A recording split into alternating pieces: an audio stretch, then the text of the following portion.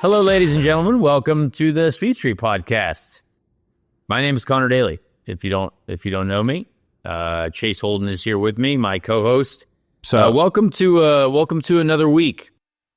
And boy, is it an exciting time because we've got Fox commercials, which we talked about. We have a new one to talk about. We have Alex Palou, 3-time IndyCar champ. A lot of people are like, "Oh, we didn't know." I bet the common person who maybe doesn't know racing, I guarantee, the sad part is they probably didn't even know who Alex Palou was. But now they do. Over 44 million people. Now again, it was one of the least watched NFC Championship games, I guess. The Commanders and the Eagles. I don't know why I said Bears. They're definitely not going to get anywhere near the NFC Championship or any of the Super Bowl anytime soon. Sorry, Bears fans. I feel bad for you guys. That's tough. But shout out your new coach and stuff. I feel bad. The Bears didn't deserve that. Bears. But anyway, still over 40 million people watched Alex Palou. I would say I wish they would have played the commercial maybe slightly earlier in the game. It was a little bit towards the end when maybe some people were giving up watching. But doesn't matter. Alex Palou, great commercial for Fox. Establishing stars. Alex is a deserved star, multiple championships, many race wins. We've got some IndyCar testing going on today, literally as we are recording this. We've got a couple teams out at the Thermal Club, which I didn't actually know there was a test day out there until recently. Marcus Ericsson told me, he's like, "Oh yeah, we're going to test a Thermal." Man, I kind of wish I had another day. A lot of people hanging out at Thermal these days, man. Thermal's kind of a hot place right now. Yeah. So the teams that are out there are the Prema racing team, Andretti's out there, and Coyne. So 3 teams. I think the way this ends up working out is that everyone will be at Sebring in February. So that's really the only day that most of us get, because the rest of the teams, I believe, are saving their days for either a Barber test or an Indy GP test. I believe I am doing an Indy GP test as a secondary test day. But, good to see IndyCars out on track. Good to see things happening. I am so sick of being at my house. This is the longest I've ever been at my house without traveling. Dude, you. Yeah, I mean, I have no vacations. I didn't get to do any cool, fun, vacationing like a lot of drivers do because I'm not in their tax bracket. But there is a lot to be excited about. Finally, the month of February is approaching. The Rolex is over. We're going to talk about the Rolex. Interesting race. Tough for a lot of IndyCar folks. A lot of the IndyCar drivers had a tough outing. But there's testing to talk about. We have a little bit of Alex Palou lawsuit update. That's going to be something. We don't know a ton, but he's going to mediation. And we've got a great interview this week. I've been trying to get Felix Rosenqvist on this show for a little while. The schedules haven't quite aligned. It's been a long time since we've had Felix on the show, so I really hope you guys enjoy this one. The Swede, very, very fast driver, very, very talented guy overall. So and just came off a podium finish at the Rolex 24. So stay tuned for that one. That one's going to be a good one. But Chase, we've got some IndyCar testing going on. The Rolex 24 happened. I know you said you were going to watch, couldn't do it. I watched a lot of it for you. Don't worry. I appreciate that. But racing is definitely starting, which feels good. It is, yeah. Good. I planned on taking the time to watch 24 this weekend. Unfortunately, like you said, it is officially the beginning of race season, right? So the Rolex 24 always marks that. Well, that also means it's the beginning of business. And when that happens, you get busy. And so that's kind of what went down. I've been literally here in front of computer screens for the last probably 72 hours, I would say. So it's I'm really looking forward to hearing the Connor Daly recap of the Rolex 24. Well, you know what? Let's talk about it. I love watching this event, but I would love to even more be participating in it. Now, for those who maybe are newer fans of me or newer fans of this show, like I've done this race before, actually. A lot of people are like, "Oh, why don't you go sports car racing?" I was like, well, because it's, you know who else was sitting on the couch with me watching the sports car race who have tried to be in the seat? Marcus Ericsson, Indy 500 champion, former Formula One driver. Jack Harvey, also probably deserving of being in a sports car. But like all of these, to get in there, it either has to be the right situation. You have, a wealthier guy behind the team who wants to have you there, or you've been dedicated to the sports car landscape. Which again, I give those teams credit for kind of sticking with the drivers that, hey, if we're focused on sports cars, they're probably going to get the ride before an IndyCar guy that thinks that they should come in and get him. So I respect that. But we all tried to be in this race, both Marcus Ericsson, Jack, me. But it's hard to make things happen, especially if you don't have funding behind you. Because those teams also, a lot of those teams require funding as well. Right. But that's, again, totally fine with that. I love also being a fan of this event, watching it on TV. It's on my television for 24 hours straight. Peacock is on, even though we're Fox guys now. But Peacock's on the whole way through. Great to watch everyone. But a tough outing for a lot of the IndyCar folks. Obviously, Scott Dixon had the best day of anyone, which makes sense. Penske wins, of course. I mean, it's what a surprise. When are they not winning? When is Penske not winning? I mean, when there was like an hour left, and it was Penske 1-2, you kind of just look around and you're like, they're doing it again. They're just the alphas. They do everything the best. And Roger's there. He's checking it out. They've got an incredible pit stand. These pit stands these teams have, the manufacturer money that is being poured into IMSA is truly impressive. And I don't know how that's justified, but good for them. Good for them. It's great to see a lot of drivers. Over 200 drivers are driving at the Rolex, which is incredible. A lot of friends from all over the racing world.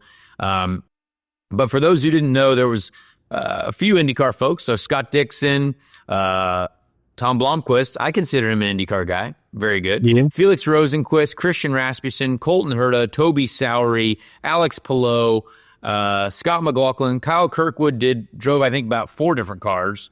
But a lot of IndyCar folks, and really, Colton had a crash. Alex Palou, they were on board with him when the car broke down. Christian Rasmussen was leading LMP2 and the thing broke with like an hour to go. That is very sad. That sucks. So just kind of a lot of just a tough road for the IndyCar folks, other than Felix and Tom and Scott Dixon, obviously. So we had one car, with Felix, Tom, and Scott. That was a great one. They did a great job. The MSR team almost had a shot at the win at the end. But yeah, it was an interesting one. Honestly, not too crazy. The weather was fine. It was just cold. Not a crazy rainstorm in the middle of the night. Couple big accidents, which again, there's a lot of drivers that the differences in experience in that field is drastic and astounding. Right. And after having done that race, honestly, some of those. We've never done well in that race. Every time I feel like I've taken over a car that's been in the lead multiple times, and I did it in the prototype challenge class LMPC back in the day, and 2015 and 2017 had great times. Led that race in class, and then in the middle of the night, our car either wrecks or something happens. It broke down. But I've always really enjoyed that race. I've never got to really show any. I mean, if you were paying attention to our specific car, had a lot of great speed during the times, but it's such an enjoyable event to be a part of. I wish, it could have gone better, but I hope to do it again in the future. And I think I will. in the future, but it's fun. I will say that I did see Justin Marks was barbecuing during this event. Oh yeah, a lot of barbecuing. He said that he remembers in the past when he was running it that he would always drive through and he would just get the barbecue smoke would just get in the car and he would smell it. He said so he vowed that one day he would come back as a fan. And I mean, this guy's got full Carhartt apron on. I've never seen one of those in my life. This guy was all out with the grill, and I didn't know he had game like that because I'm a big grill master myself. Justin Marks is doing everything. He really is. He had an entry. I mean, when you think about the entry that Justin Marks and his Corvette group had there down at the Rolex 24, Scott McLaughlin, Shane Van Gisbergen, Connor Zilish. I mean, Ben Keating, I believe, was also in that car. But I think But that is, I mean, those three right there, I mean, that's all the juice. That's all the energy in the racing scene right now. I mean, it's a holy trinity of racing. I mean, right now, yeah. I mean, those guys have all the hype behind them. They're absolute legends behind the wheel. And Connor Zilisch is only he's like 17, 18 years old. Yeah. Justin Marks is doing everything. I think Justin Marks deserves like the whatever human achievement award you give out for bringing success to a sport, to a way of life, like the Nobel Peace Prize of racing. Like Justin Marks deserves that. The guy brought Red Bull back to NASCAR. With shamans, by the way. I don't know if you knew that or not. He's climbed mountains with shamans. That doesn't surprise me. He just brought Red Bull back to NASCAR. That's huge. I mean, seeing that announcement, I mean, you're like, whoa, this is big for NASCAR, big business. I guarantee we see him in some way at the Indy 500 at some point. I know I've spoken to him about it before. He's got Connor Zilisch on his payroll, who's an absolute hero and a legend already, a young superstar. Shane Van Gisbergen, he had Scott McLaughlin down there. I mean, there was just so much that was cool about that event. And I was texting Scott during the race. I will not reveal what he was saying. I think they had some things that they were struggling with, but they were there at the end a little bit, sort of. Connor Zilisch was in the car at the end. It was almost in the top three. Had a bit of a spin. These things can happen, but yeah, so many. It just feels good as a racer. I don't like to go down and watch there. I cannot do it anymore because I just hate not being in the physical race car. But if I'm at home on my couch, I will have that. It was 1:30 in the morning and I'm locked in. I'm just sitting there. I'm locked in, peacock. I got a tea in my hand. I'm just having a little cup of tea. And I don't want to go to bed. And I try to, I'm an old man now, so I try to go to bed early. I try to respect my body, wake up early, get a workout in. But I was just, I could have watched that race all night and I enjoyed it. So yeah, that's couch time. That's all that is. If you fall asleep on the couch, that's an acceptable reason to fall asleep on the couch. We saw all kinds of things too. I mean, we saw drivers flipping other drivers off out their windows. We saw F1 can't do that. Oh yeah, they can't. F1 not allowed to say bad words, not allowed to use your hands in inappropriate ways. I mean, F1 that's a whole different subject. That's wild. But there was a lot of anger on the track. We had cars purposefully blocking other cars, which again blows my mind. But it's all about hey, the manufacturers want to beat each other, and so there were some tacticians out there, people getting in other people's way, cars intentionally hitting each other. I was like, hey. Feed that to me, though. I want to see it. I want to see some hatred and anger out there. I want to see some exciting action and racing. Has there ever been a fist fight at the Rolex 24? I'm sure there has been, but there was almost a fist fight. There was like wild Twitter statements being put out there from Tommy Milner and that group. Cool to see. We need it. Get some energy, get some emotion in the sport. I thought it was really cool. So great Rolex. Shout out to NASCAR and IMSA and everyone. Just an amazing event. I hope to be back down there. I'm going to say next year I'm going to do it. There we go. Let's just put that in the writing now. Dog. Somehow, I don't know how I'm going to do it. Maybe when we win some races this year, we'll get ourselves in contention. So I'll get some crystals. We'll start putting the energy in. We'll get lottery tickets too. We need a few of those. Absolutely, dude. Hey, I won like $100 on one of those the other day. It was like $5. That's good, dude. Good energy for the season coming up. There we go. But yeah, I mean, I could talk about there were so many things that happened in that race where you're just like, oh my gosh, that was either crazy, that was cool. The cold tires. We talked to Felix Rosenqvist a little bit later in the show about what he thought on the cold tires. Love to see drivers struggling on cold tires. Me personally, that's a challenge. But to see drivers struggling to drive the car, I think it just makes it exciting for the fans. So anyway, Rolex was great. Congrats to Penske for yet again winning. Pretty impressive. Felipe Nasr, Nick Tandy, Lawrence Vanthoor, whose brother Dries Vanthoor almost won the race at BMW, but that was a crazy story towards the end. And my teammate from the Indy 8 Hour, Connor DeFilippi, on the podium in GTD Pro. So good to see him and the BMW folks up on the podium.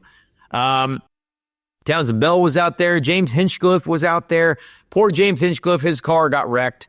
And even towards the beginning of the race, they had an issue with a wheel nut. So that was tough for James. But hey, anytime we get to see James Hinchcliffe back in a race car, I think we're lucky to see that. I think James is a great driver. He has been forced out of a race car far earlier than he deserves. He needs to be in a race car more often. Although he's very good at television, I think James Hinchcliffe, still a driver. Parker Kligerman, too, by the way. Parker Kligerman, yeah. Friend of the show. I was texting Parker about, because I ended up getting a card or something of his. He said he signed like one or two of them at the Rolex. But I saw the picture where he and James were there. They had the raccoon like eyes, they were completely gone. So it's that takes. I don't think people that are casuals understand the mental toll that race will take on you as a person. Having done it, and I did the graveyard shift. I did the whole 3 a.m. to 6 a.m. Stint once in the rain in an open cockpit prototype car. Whew. That was brutal. I've never been through conditions like that before, but just such a great event, and I'm glad the people go, and I'm glad the people watch, and I'm glad that the sports car world has the support it does currently, and hopefully IndyCar, hopefully the sport is continuing to grow as a whole. But one thing that happened as well after this, which I think we always like to talk about. Alex Palou is heading to London for mediation in the McLaren lawsuit. So let's talk court. That was I'm not a lawyer, obviously. I'm gonna go ahead and say that now. But I am a good friend of Alex Palou, and I like Alex. But there is some stuff going on there that we will never know. But I'm sure the racing journalists are going to do their best to dive into it. A lot of millions of dollars in that lawsuit, apparently. When they say $20-30 million lawsuit or whatever the news story was, I'm like, oh boy, I can't imagine what that's like. But all the best, Alex. I don't know what else. I don't know what goes on in a mediation. I don't know what goes on there. I'm not a lawyer. I did watch Suits, and I watched Law and Order SVU every now and then. Can we get a quick refresh of what this is about? Well, this is still about the contract dispute. So obviously, Alex, had a McLaren deal, then stayed with Ganassi, but he tested with McLaren in the Formula One side. Zach Brown, very upset that he turned down the deal. McLaren, and again, I don't know how this all happens, but I think at the end of the day, Alex decided that, hey, Chip Ganassi Racing gives me the best opportunity for success, for winning. There was no seats available on the Formula One side, which I believe, again, he wanted to do if McLaren was going to offer him a Formula One seat. Right. But again, I am just a speculator. I don't know these things. I don't want to get into it either. I hate that it's a lawsuit. I hate that there's a driver and a team battling against each other. I forgot about it. I completely forgot about this because this was a big deal last year because I remember reading the story. A couple years, it's about 2 years ago. 2 years. Really. Yeah. You're right. Yeah. I'm really bad with this time. Has been going on a long time. This has been going on a long time. But we hope that gets sorted out. I certainly hope that it gets sorted out. Also, something to talk about real quick before we get to Felix.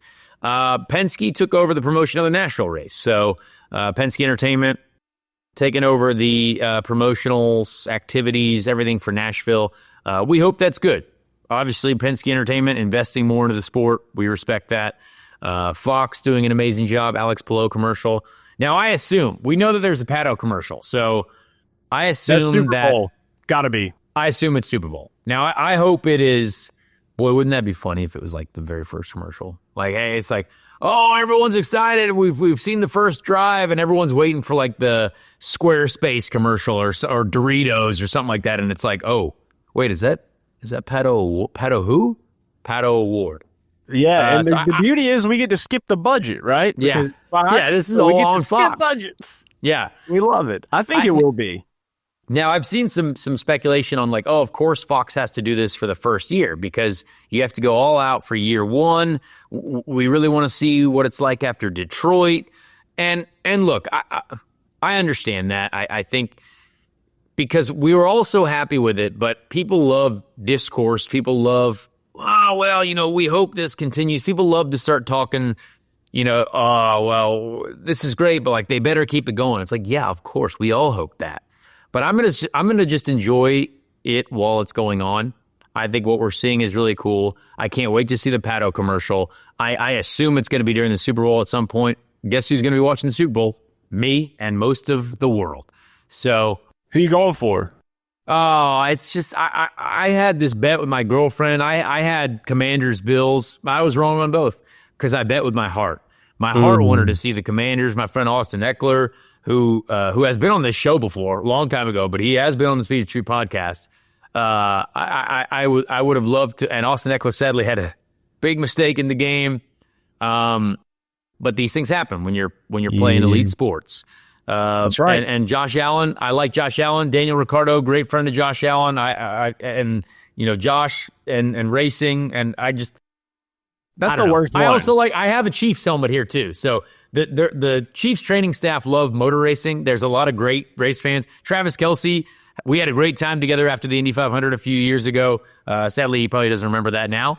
But I have a lot of respect for Travis, and he's probably one of the most famous men in the world currently because of his wonderful, wonderful girlfriend, Taylor Swift. Yeah, shout out Taylor Swift. I remember. But Travis, we can consider, again, we talked about this.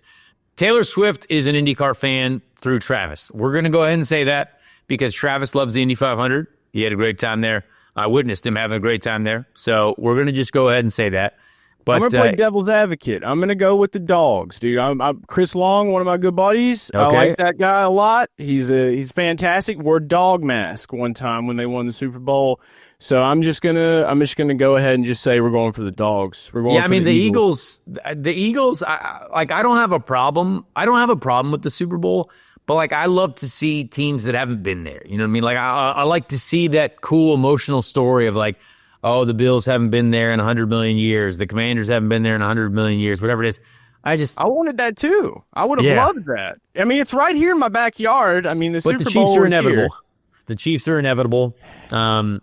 That's kind of the Eagles look really good though, and so yeah, we'll see what happens. That's football talk. We hope to watch that event purely for the Indy 500 commercial. I'm very excited for not Indy 500, just IndyCar in general, right? Because what I love seeing is that they're promoting St. Pete. St. Pete is good because you know that we are going to see more probably promotion for the Indy 500 itself as we get into the season, as we get closer to the Indy 500. So again, I think this is all right because we want people to watch St. Pete. If we start the season at St. Pete and it's oh, hey, we got 1.5 to 2 million people watching, consider that winning the lottery for us. So we'll see. That's I'm very ambitious. Also hoping to see a car in front of the Superdome. That's that's the only reason I would want to go is I'll go down to the city. And if I find out that they have an IndyCar on Fox, Delara down there, I'm going to go find a way to just get in front of the dome and just thumbs up. As you should. Mm-hmm. Well, I think we can get to Felix here. There's not a ton going on, but as of next week, it looks like we've got a couple guests now that we've got lined up, some cool stuff coming, and soon enough we'll be able to talk about real on track stuff. In the middle of February is when we start testing, so probably about two or so episodes before that. We got some great stuff happening. Hopefully you guys enjoyed the Stingray Rob episode. I thought that was a fun one. We are still continuing to work on putting our partnerships together for this IndyCar season. Things are looking better now. But if you feel like tweeting, Polka Dot, make sure you tweet at Polka Dot and say, hey, we love Polka Dot. We want to learn more.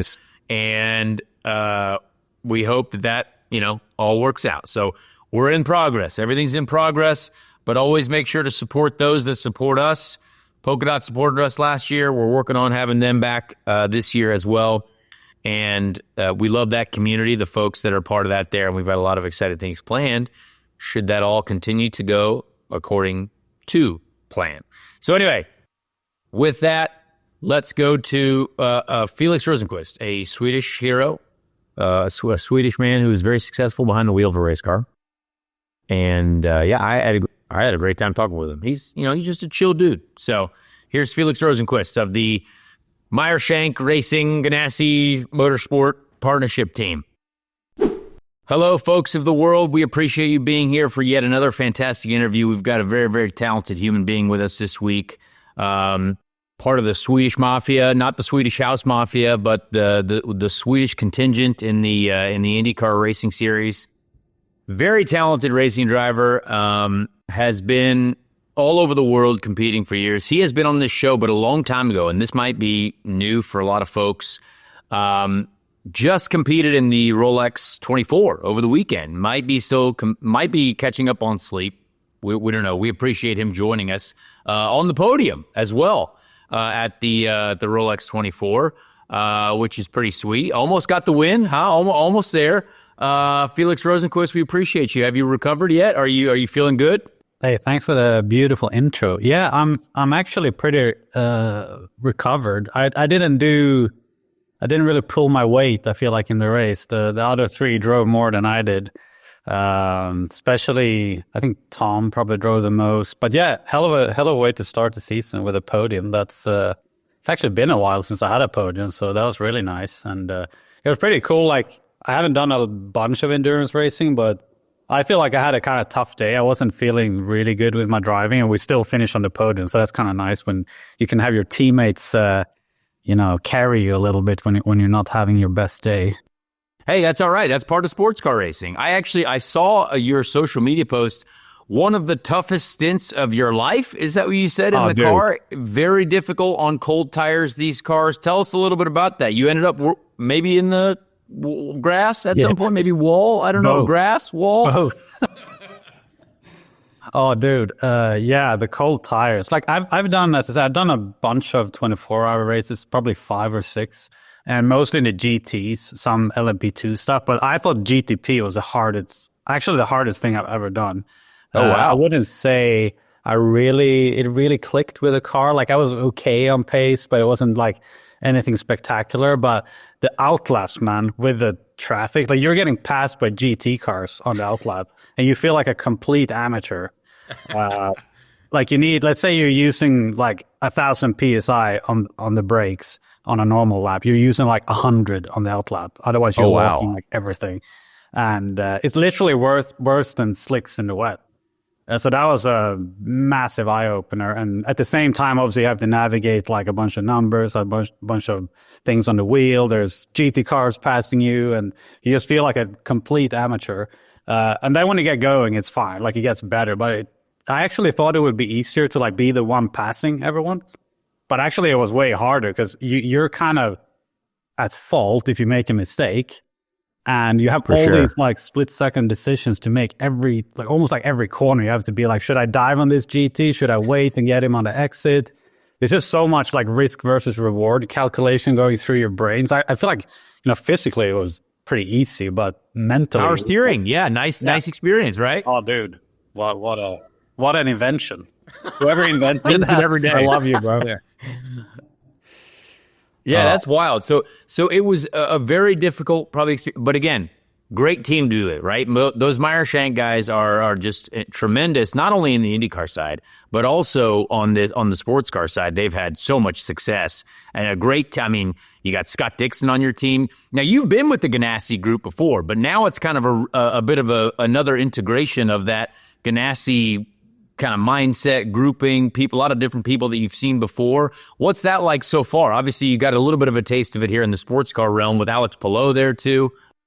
Yeah, exactly. It was kind of like a teaser for that to work with Scott and Alex. I've never worked with Alex, but obviously with Scott a lot, and I know him really well. So that was super cool. And obviously we talked a lot of IndyCar stuff as well and the stuff coming up here. But I think first of all, the transition between Acura and HRC and Meyer-Shank was super smooth, considering how big of a program that is. So I thought that was really impressive. There's like more than 100 people on the IMSA program. And then the actual IndyCar program, which is actually not as big. Some people probably expect the opposite, which I almost did. But the IMSA program is actually a way bigger undertaking from a team perspective. But the IndyCar program with the Ganassi guys have been super good so far. I think our partnership with Andretti was great. Like, there was no complaints there, but this probably extends a little further, I say, like the way how close the teams work and what ambitions they have together. And I talked a lot to my engineer Ross, who worked with Dixon for the last 2 years, and he seems super switched on. And super exciting, man. I think it's going to be a great partnership, and like always. So Ross is on your car. Ross is a great guy. He was on my team on my rookie year, way back in Coin, back in the day. Oh yeah, yeah, it's a great guy, very smart. Spent a lot of years with Coin, and I feel like he, being at Coin, like a bit of a smaller team, you kind of get to learn everything. You're not only an engineer, right? You're probably doing like machining and strategy all and kinds of things. Maybe a little bit of mechanic skills as well. So he seems a bit like a jack of all trades, and like if I could only pick one guy to bring to the track, I probably, he'd be a really good guy because he can probably do everything. So I'm super excited about that. He seems like a great guy, and all the others as well. And obviously I know most of the people from Ganassi from my time there before. Like that's probably one of the teams that haven't changed a bunch, and they haven't had many introductions from like other teams with engineers and stuff. So I feel like they're pretty excited to work with us as well, just kind of get a glimpse of what we know and how we do our things. And Shank are really famous for having good speedway cars, so they've been all over us about that. So yeah, a lot of good stuff on both sides. Yeah, it's really cool. I mean, that group is great. Also, there was an engineer there on the sports car side too, Robert, tall German guy. I don't know if was he on your car as well, or in the sports car side? He's actually Brazilian, but everyone thinks Brazilian, but he was in Germany for a while. Yeah. I worked with him at the Force India in the Force India days in Formula One. He was my engineer when we were doing all of our straight line testing. Great guy. I actually messaged him to see if he wanted to work in IndyCar at JHR, but he was like, I just signed with MSR. I was like, well, that's a great group. That's a great group. Yeah, no, he's great. Cool. And he used to work with Tom Blomqvist as well in DTM and stuff. So Formula E. So that was kind of a reunion for them as well. And it was really cool to kind of you keep seeing people from the past in the sport. It's really weird. I used to work with him in DTM in Mercedes. Exactly, DTM as well. He was. I figured you might have seen him there too. Tell us a little bit about that pit stand, because I saw these pit stands. It looked like they were small, like condominiums, like and so many seats, like this luxury pit stand. I mean, is this high level manufacturer motorsport? Is that what it's like, or are we ever going to see anything like this in IndyCar, you think? I mean, it's a completely different beast to IndyCar. Yeah. This is, this is Acura's deal, and obviously that's the focus, right? We want to help Acura selling cars, and this is their marketing program, and it's just, I was actually shocked how big and how like the investment of every aspect into this program, and I haven't been to many IMSA races, so I've heard that it's like, the cars are complicated and it's a lot of systems and stuff with a hybrid, but I could have never imagined what you said a pit stand. It's like, we were probably like 50 people in the pit stand. In IndyCar, you're like 10. Yeah.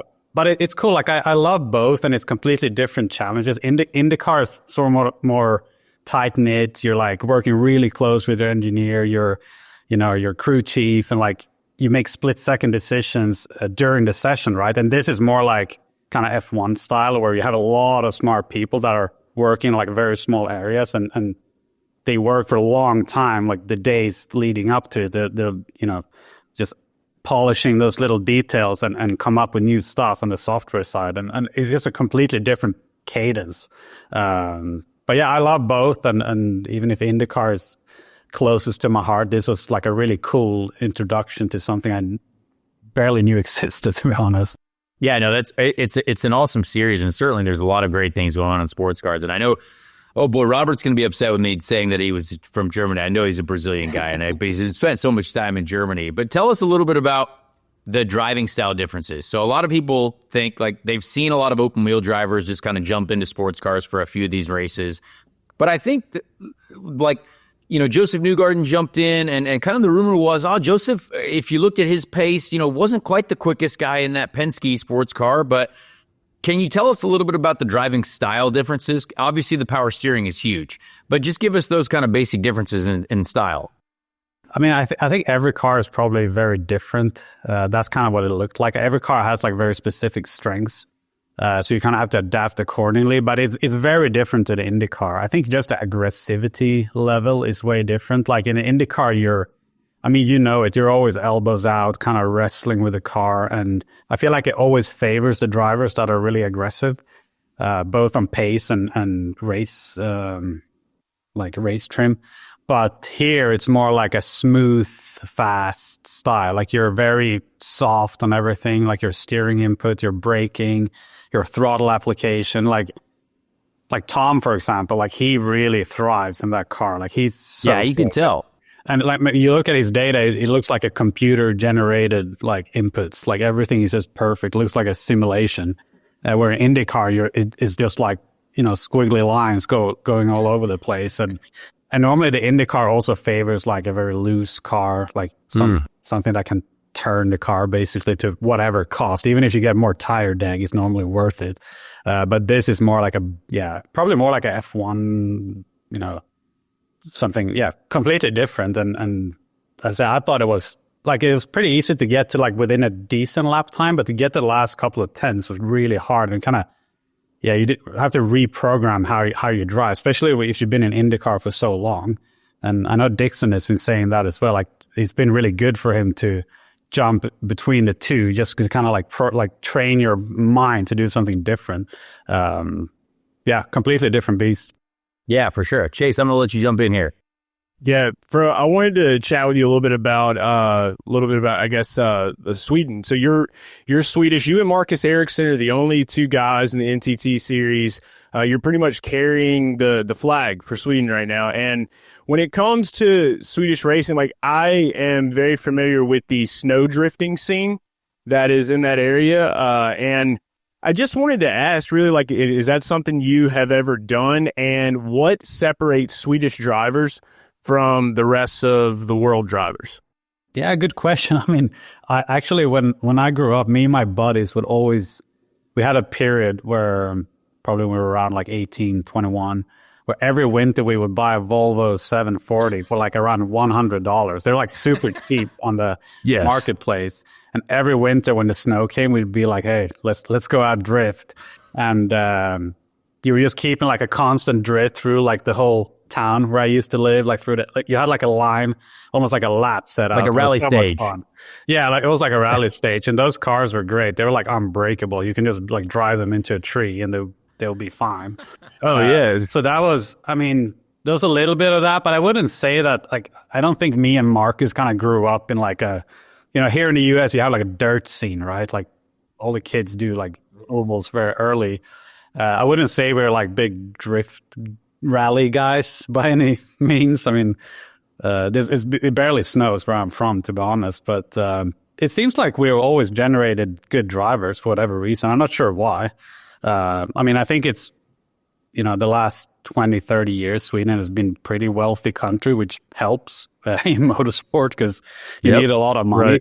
Right. But it's also been a culture. Like we always had, we used to have drivers in F1. We had a Swedish Grand Prix. I think that stuff matters too, right? Obviously nothing Kenny like... Brack. Kenny Brack, which was like my intro to racing, actually, when he won the 500. So, I'm not sure. It's always been a bit of a mystery, like Sweden, like Scandinavia in general, like Finland had a lot of F1 drivers. I think actually the whole rally thing is bigger there in Finland. Like those guys grow up like driving stuff when they're like 5, but not Sweden. Yeah. Gotcha. So let's talk a little bit about IndyCar moving forward, right? Last year, I would say, you had very large commitment in qualifying, lots of great laps in qualifying, some impressive speed, but maybe not exactly the race finishes you guys wanted. But what does it take this year to put all those pieces together? What was it that in qualifying you're like, man, Felix on pole, like holy crap, this guy put together an insane lap, and then maybe just a bit of a different, not the race win followed by, the pole. So give us kind of what you need for wins this year. Yeah, I mean, that was a clear trend, as you say. Our qualifying pace was probably like a top 3, top 4 car in the field, if they handed out the points for that. But unfortunately, they don't.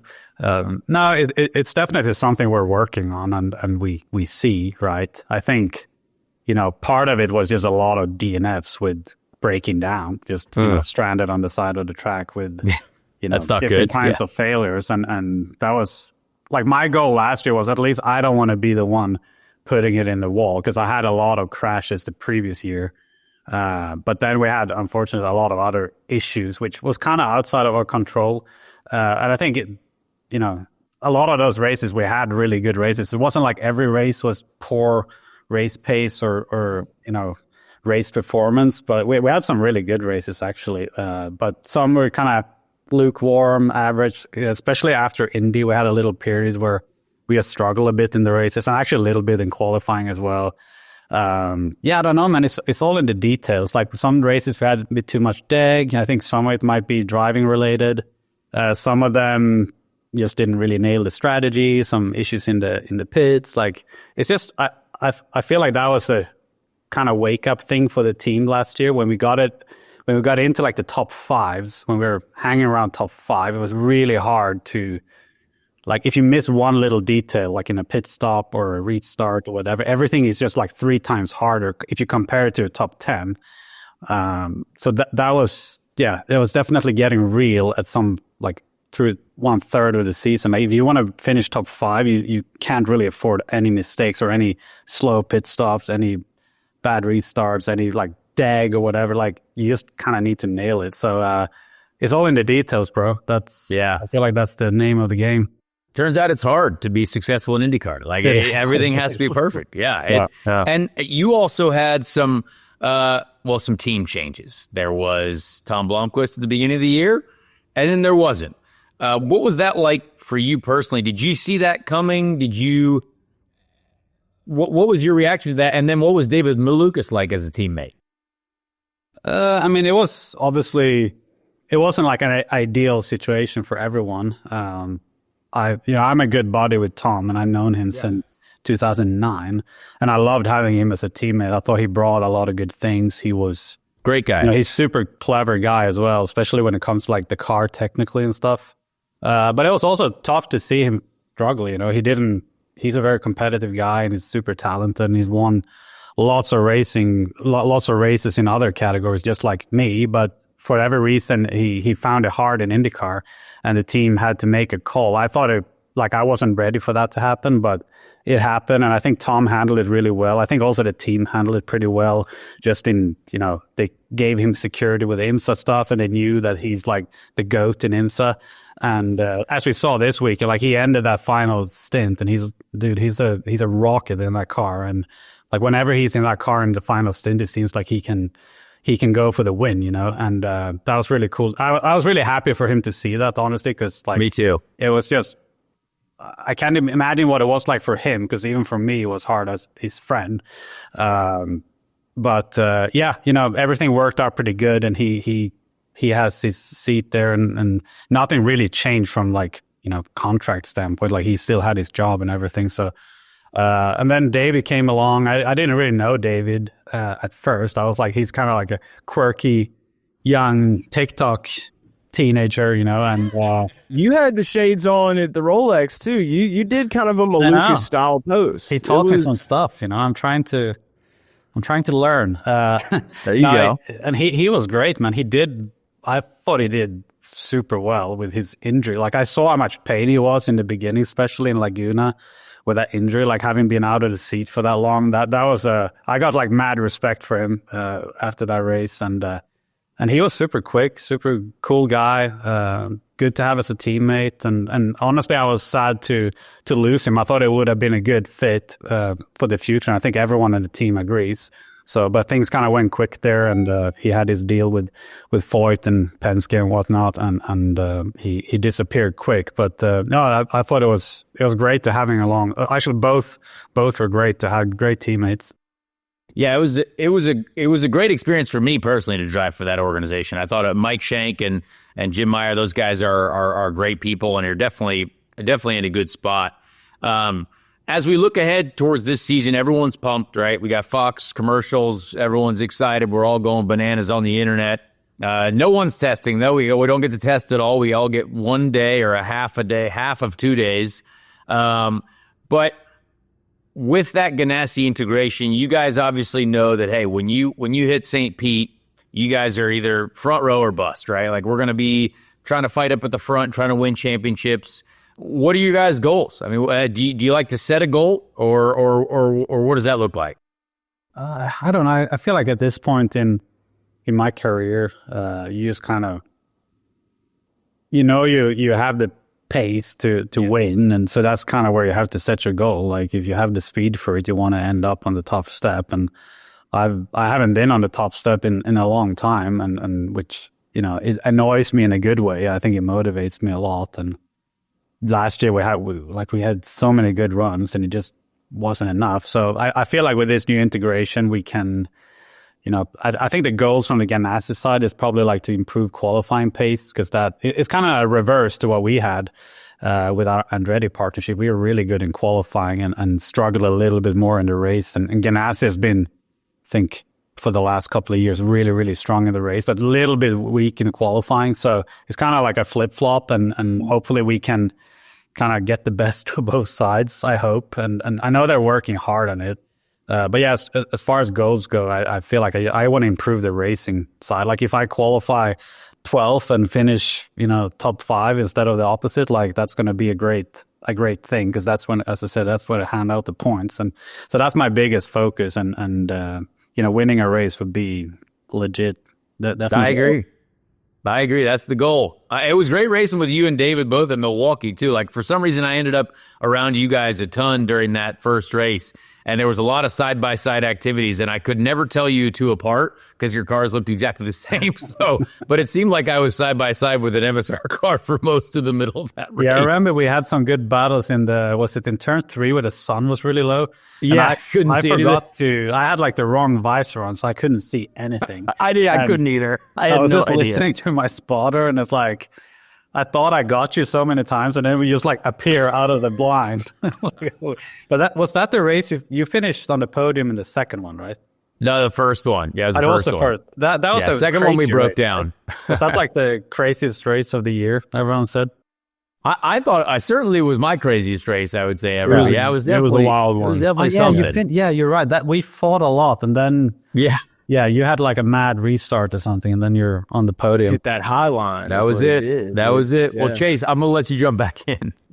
Yeah, so, I mean, kind of going back to what Connor was saying about the Fox deal, right? Like, we're getting these commercials right now. Like, we have the New Garden commercial. We just got an Alex Palou commercial.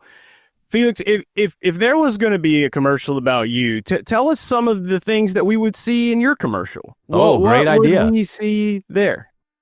Good idea. Good question. This is good. What do you think? I mean, they seem to be coffee. kind of. They're going a little.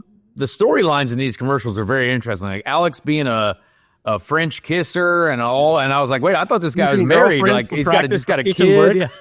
I know they made him look like a proper kind of like player. A player. Yeah. Yeah. So which for is kind you, of fun. Yeah, it's very fun. Like that's why I'm saying, like dig back deep into the history of young Fro. What would we see for him? But how would the saga build? Funny wedding pictures, maybe funny, like maybe Felix having a couple beverages and having a great time, wrecking Volvos and snow drifting. I don't know, man. I feel like I'm just a very like relaxed person. You are, yeah. Fox, okay. I guess Fox isn't doing a commercial. I don't know. No, I need to be like more hyperactive somehow. That's how I felt in the media. You got that down. Nowadays, you need to like do a handstand or like backflip I couldn't to do that. Get any attention with these young kids. No, I mean, dude, I'm just like, I just like to chill. I like my coffee in the morning, work out. Love coffee. My wife, we have a great life together. That's kind of like. You know what? That's not a bad thing. I'm not a very like serious guy. I like dark humor and stuff. Okay, but that's more like, I guess that's more people that know me close. It's not something I really like say in the cameras. But chill guy. Personality's good. Personality's important, man. I think definitely you like the coffee, like turtleneck glasses at the barista. That would be one. We could see that. There you I don't go. know. I'm just like, I'm on this mission now to where it's like, for everyone that didn't get a Fox commercial, I want to talk to them. I want to see what their commercial would be. But I feel like it can be the most random thing as well that could work. Like Alex being the player. Yeah, who would have thought? Like he seems to be the most like dedicated husband ever. So, Yeah. Yeah. Fridge full of milk, dude. But I think both of them are great, to be honest. I love what they're doing. And, you know, even if those guys were my competitors in the end of the day, I can only be happy that they're, you know, lifting them and trying to make, you know, big profiles, big names. And that's what we all need in the end. Super exciting, man. Like on the media days, I mean, you were there, Connor. That was like next level stuff. Yeah. I mean, it all takes us as a group to a better place, right? Like if those guys are getting commercials, that's great, because hopefully that means we can all make more money. We can all be more successful, and everyone recognize what we're doing here as a sport. Yeah. So I'm excited about it for sure. There's more meat on the bone for sure. More meat on the bone, as they say. Yep. Who do you think this year is going to be the toughest to fight for the championship? Is Alex Palou going to be the guy, your teammate, sort of? Is he going to be the guy? Is it going to be someone else? Could it be Marcus Armstrong, your direct teammate now? Like Marcus Armstrong showed some speed last year. Who do you think is going to be the most difficult person to kind of fight for that championship? I feel like it's normally the usual suspects. I mean, no surprises. Like Joseph, weirdly, I feel like he's probably going to have a lot of motivation going through the winter. Like we all know him, he's super competitive. Probably not happy with something. Obviously, he won the 500, but also knowing Joseph, he was probably not happy enough with that. He wants to be the champion as well, and it was not happy unless he wins every single race. Yeah. So he's going to be Bobby of IndyCar. Yeah, he's going to be dangerous. Dixon, Alex, like, man, it's just so many. I don't know. Like Marcus, you know, he might be a weapon. He's on his third year now. It would be fun to like see where we stand compared to each other. Who else? Just big year. Suspects, man, Power, all those guys. Like You didn't mention any of the McLaren boys too. Is Lundgaard going to have his time with McLaren? Is he going to be a championship frontrunner? Do we think? We don't know. Man, that's a very exciting one. I think that's the most exciting to see. Like how is it going to work out? Pato, obviously, he's going to be hungry as well now, man. Especially for the 5. I'll tell you that. I feel like with the finishes that he's had over the last couple of years, like he is knocking at the door harder, I feel like, than anybody else right now. Yeah. And so for him, I definitely feel like he's going to be someone that we have to keep an eye on, because now, especially after the Pato everything else, and I'm sure you've seen a lot of that stuff as well. I mean, it's all been great for the sport, but where do you think in comparison, like I guess maybe team wise, that we could see some of these guys end up like championship wise? Like, how do you feel about your team? You're good on poles. You're great at getting poles. So, I mean, you know, all of those things matter at the end of the day. I mean, we have big ambitions, man. Like Mike and Jim, they're not like, they've been very clear that they want to be up there, you know. They want to win. And I think that's, you know, it's been kind of cool being part of that transition. You know, it's a very different team from when I joined, and it's a big operation now. Like, I go down to Ohio, and it's like I don't recognize half the people anymore.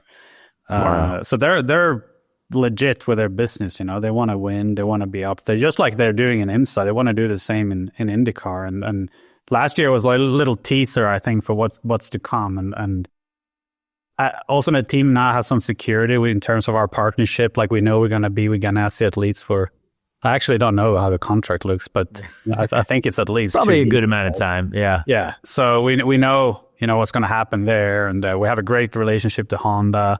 So there, we just want to, you know, no waiting around. Want to go. They've also got great cars at the 500. I mean, you guys are going to have speed at the 500. That has to be like, I mean, you've had now a couple of good relationships, because even those Andretti cars, probably, you know, MSR, great cars at the 500. I mean, that has to be exciting. Yeah, I mean, like our car last year was so good at the 500. Unfortunately, we had a engine failure in pretty early in the race, but it was. I think Shank builds some of the best 500 cars, and I mean, we saw that with Elio when he won it, and every year they just seem to find something there. So that's also a race where I feel better and better. Like I've been up there, kind of in the mix for the last, 3-4 years now. And it's super exciting to know that you have a good shot for Indy, man. That race, I just love that race more and more every year. It's so cool, man. With country pride, like on the line, like now that Marcus has won a 500, like does that add any extra pressure for you, like to get that win and be right there alongside him? Two different Swedes winning the 500 in like a certain amount of that would be wild for that'd be a cool thing. I mean, we have Kenny who won it in, I think it was. Well, I know that, but like I'm talking in a short amount of time. Yeah, like in like a couple years span. Yeah, it was pretty cool the year he won it because we were fighting it out quite a lot, and also the year where he got kind of robbed on it. Was it 23? Yes, when he was 22. leading a bunch of it, like 22 maybe. Though we've been fighting out at the front a lot of times. It's kind of unreal when you think about it. Like it's like one of the smallest countries in the world, and we're two Swedes here in IndyCar. But I mean, obviously, I want to win it too. That's as happy as I am for Marcus, I want to have the Borg Warner trophy as well. Yeah, absolutely. Man, well, we appreciate you, dude. I thanks for accepting this last minute request. I've been trying to figure out who we need to be on the show, and I feel like I've asked you several times, and I keep catching you at the wrong point. So I appreciate you doing this. This is I think people will appreciate this, and it's going to be a fun year. Look forward to racing against you. Hopefully we're at the front more often than not, and certainly at Indy, hopefully we're fighting for the win somewhere at the end. Will be fun, bro. Thanks for having me. Thank you so much, man. Thank you, guys. Well, folks, we want to thank Felix Rosenqvist for being with us. Great interview. Again, he's a chill dude, as he mentioned. We super chill dude, extremely talented race car driver. He is back with Ganassi, sort of ish, with the Meyershank side of that operation, but we obviously see how close they're working together, especially if his engineer is Ross, who was Dixon's engineer last year, or on that group last year, one of Dixon's engineers. Great guy. That's a really cool situation for him. So excited to see how it goes. Now, before we get to a very, very exciting segment, the Ricky Treadway Random Indy 500 Driver of the Week. Just stay tuned for more exciting activities. I think in the next couple weeks, we're going to have good guests, great conversations. We're going to have probably some test results to overreact to today, after today. I'm sure there will be some sort of results from 6, 7 cars, 8 cars that we can all overreact to, which will be very, very exciting because we love doing that. And then soon enough, we'll eventually be able to go on track ourselves. But stay tuned for, I hope we see more and more IndyCar news as we go along. There's still one IndyCar seat left. Still one seat left. Now, apparently Rinus VeeKay is out with Coyne at their test. Now, Jacob Abel is the one piloting the vehicle. I believe they just are running one car. But apparently Rinus is out there with them because I did see his Instagram story, and he is in Palm Springs. So I assume he's there. Also, I've heard that Michael Cannon is going to be hanging out with DCR, with Dale Coyne Racing, which, again, Michael has a great relationship with Dale, and I believe he's always wanted to help Dale kind of get back into Successville. So, again, I'm sure we'll see some stories that we get to overreact to and get excited about. But that's what pre-racing season is all about. So, yes, it is. With that, let us get to the Ricky Treadway Random Indy 500 Driver of the Week. The greatest event of its kind has never been run on. Let's meet the drivers. Who make up the field?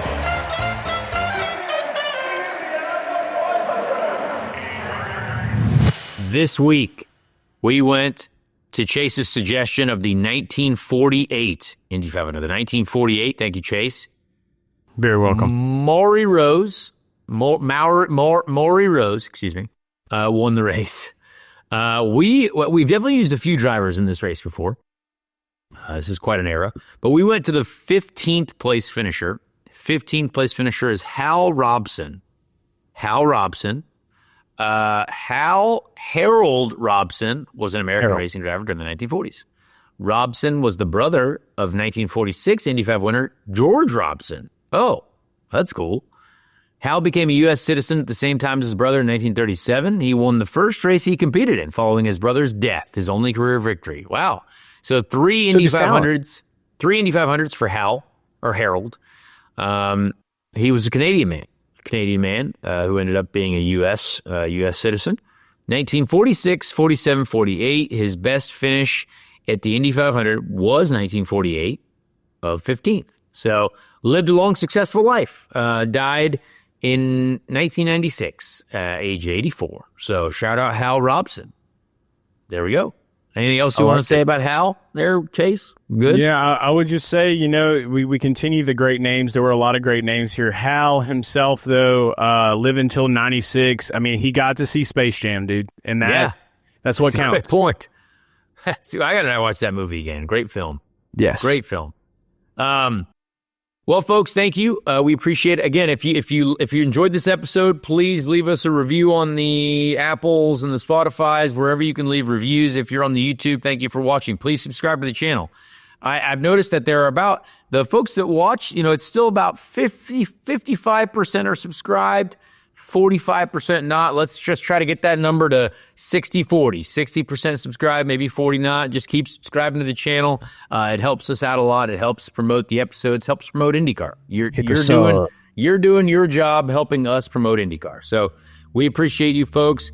Next week, we're going to have, I don't know who we're going to say we're going to have yet, because we might have 2 different interviews that take place with 2 very talented racing drivers. So we got surprises in store. Surprises. Yes. So with that, we'll see you guys next week on Speed Street.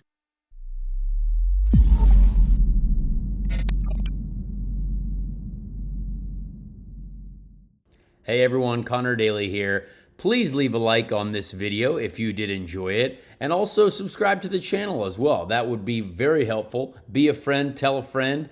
Thank you so much for the support, and we'll see you on the next episode of Speed Street.